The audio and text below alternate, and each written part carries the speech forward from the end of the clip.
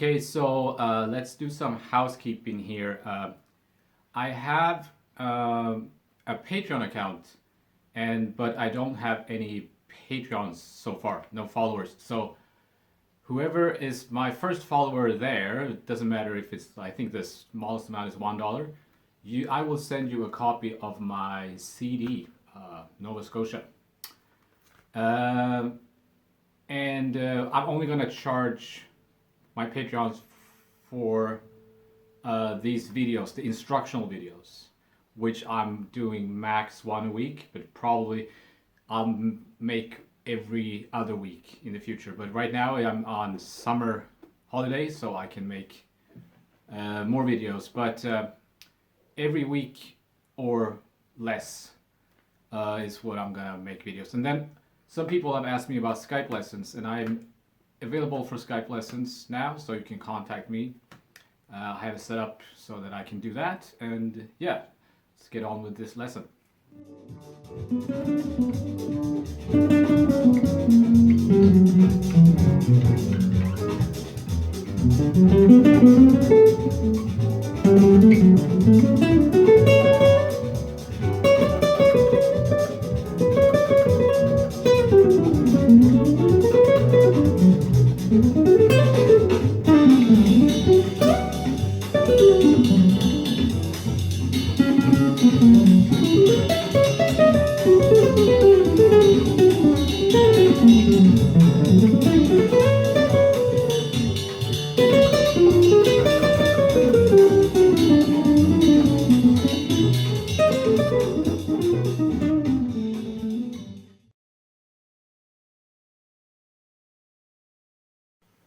Okay, now let's move on to the solo section, and some people asked me about scale options. So let's look at that. I picked the most obvious scales here. The scales, I guess, that are closest to the key of B minor that this tune is in, I guess, or D major. So it starts on the 4 chord, which means we play Lydian.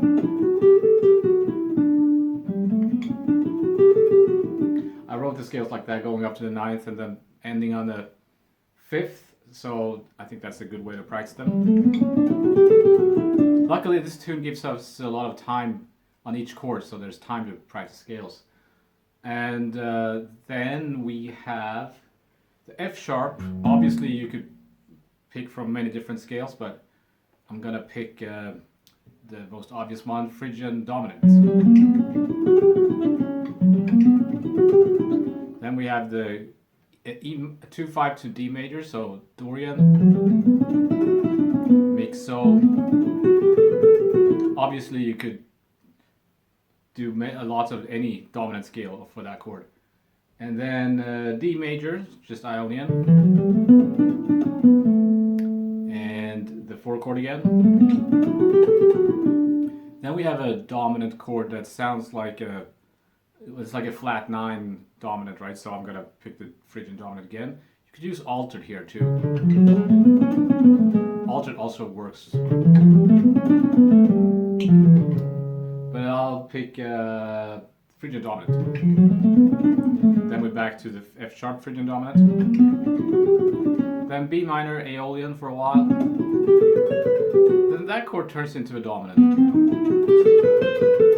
Obviously, Corea is very adventurous in his scale choices, and I hear a lot of diminished, symmetrical diminished, and whole tone, and all sorts of stuff. So this is pretty basic. We're just trying to find the basic scale that works over this. So let's hear what it sounds like over back.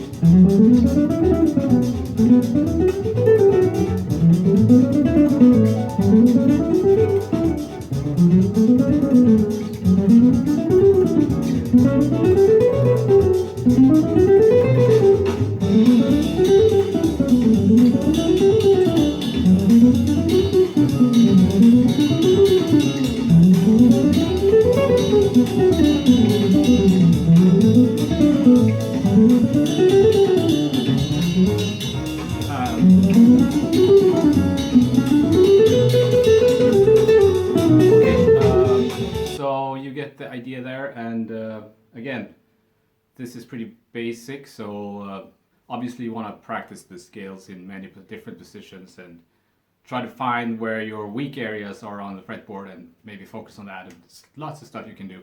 You can try bop scales, you could try different scales, tons of stuff. So that's that.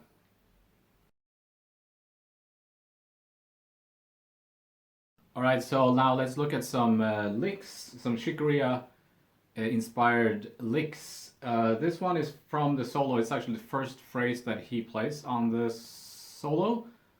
And it goes as follows.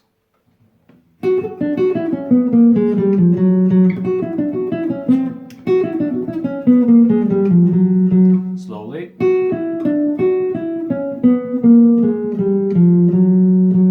So I'll use the metronome so you hear the rhythmic context. So I'll set this to 100. Remember that it's kind of a cut time Brazilian feel, so you can count 1, 2, 3, 4, 1, 2, 3, 4, 1, 2, 1, 2, cut time, right? So then it will be. Sorry, it should be 1. So it goes from the G major when it goes into the F sharp dominant. That's the third of the F sharp dominant, and then he'll do one of those surrounding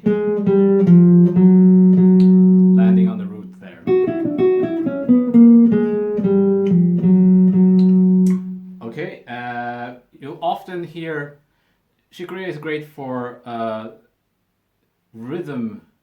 rhythmic ideas. He transcribing and listening to him will teach you, or it taught me, that not starting beats or phrases on beat 1. You often start them on off beats out of nowhere. It just he very rarely plays on his lines on beat 1. He starts them usually in the middle of a bar and in kind of surprising places. So that's one of his strengths and what makes him very interesting, I think. Same thing with this next one.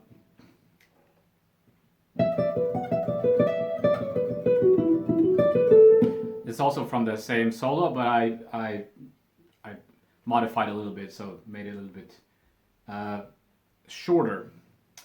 Starts on one and.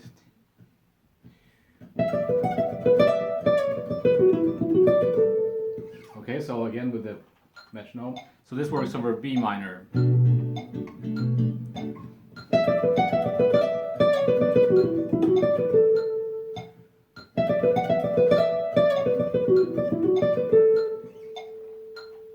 Also have that ornamentation that is very typical for Shikuria.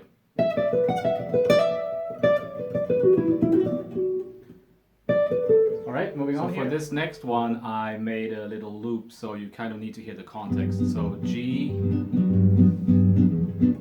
and F sharp, right? Here goes the lick.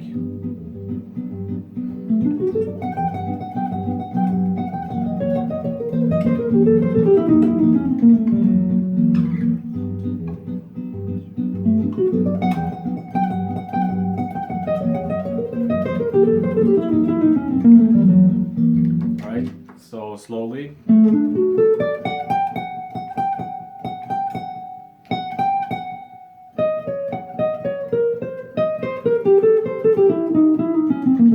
I added the last notes there myself. It's actually from the solo, except I changed it at the end there. So it's a D major triad over G, which is kind of interesting. Then he goes up to the G, back and forth between those notes, and then he plays like a symmetrical diminished thing, right, from the half whole scale. So those notes you could have repeated. This is the symmetrical scale, but he avoids that pattern sound by just changing it up a little bit. That you could also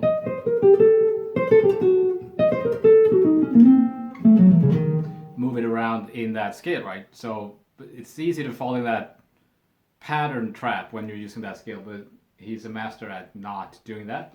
Okay, this next phrase is from his solo on 500 Miles High, which is another tune, but I think it's on the same album, right? The Light as a Feather, if I'm not mistaken. Also from the symmetrical diminished world.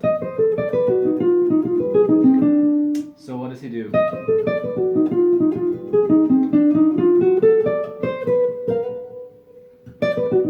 So with a rhythmic context, so it would work over like a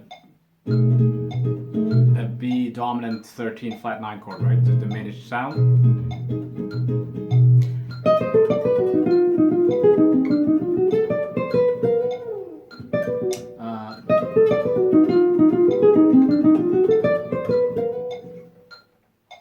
I think it's such a great lick. There again, you could go on.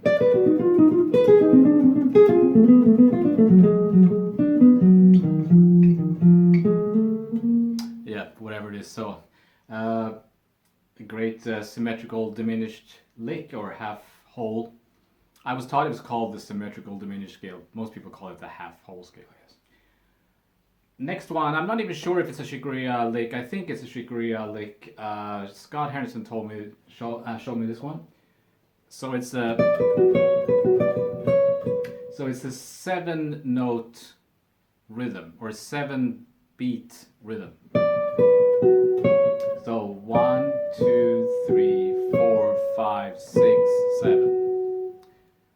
And then you play the same thing again, and it sounds like this.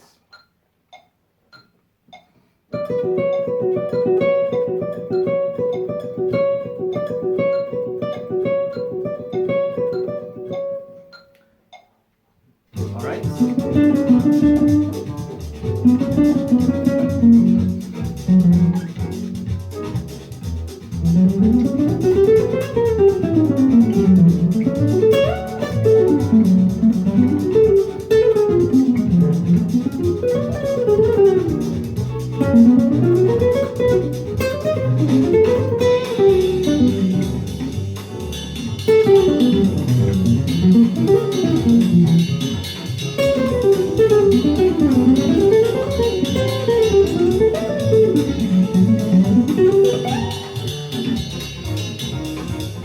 Bye.